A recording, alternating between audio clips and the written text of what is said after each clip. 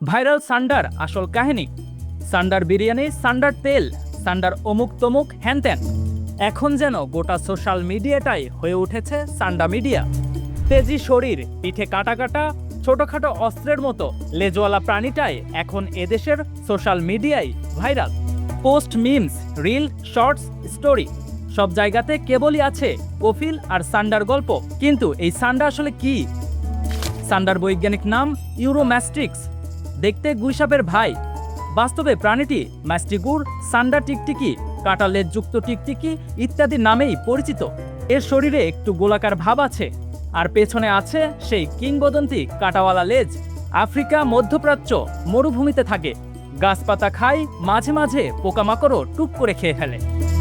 মধ্যপ্রাচ্যে আমাদের প্রবাসী ভাইরা এখন ব্যস্ত এক নতুন মিশনে, সান্ডা শিকার।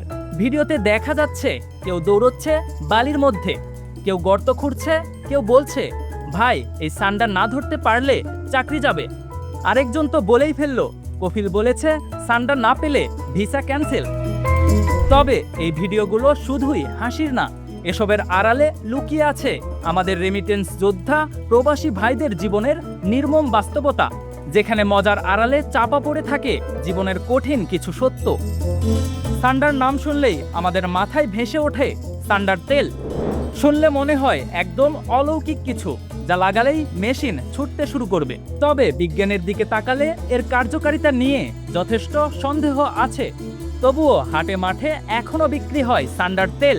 হাতে লেখা সাইনবোর্ডে লেখা থাকে যৌন শক্তি বৃদ্ধি করে।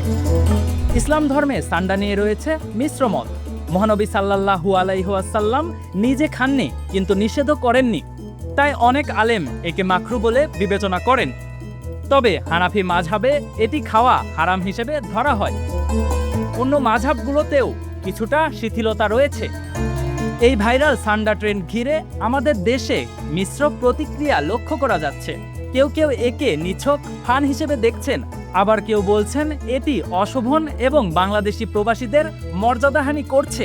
অনেকেই বলছেন এই ভিডিওগুলো প্রবাসী জীবনের কষ্টের প্রতীক, যা তারা মিমের ভাষায় প্রকাশ করছেন। একটা প্রাণী যার নাম হয়তো তেমন কেউ জানতই না কিছুদিন আগে, সেও আজ একসাথে প্রবাসীদের জীবন যুদ্ধ, কষ্ট, মজা আর মন খারাপের প্রতীক।